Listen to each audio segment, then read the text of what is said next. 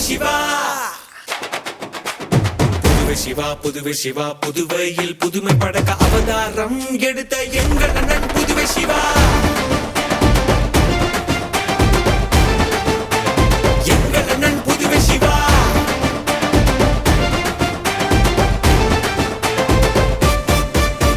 புதுவை சிவா தமிழறிஞர் வார்ப்பித்த கொள்கை மரபராய்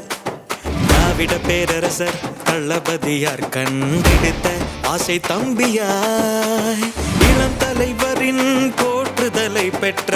மக்கள் நேசராய் நம்ம புதுவை கருஞ்சிவப்பு படையின் தலைவன் இவரே இவரே இவரே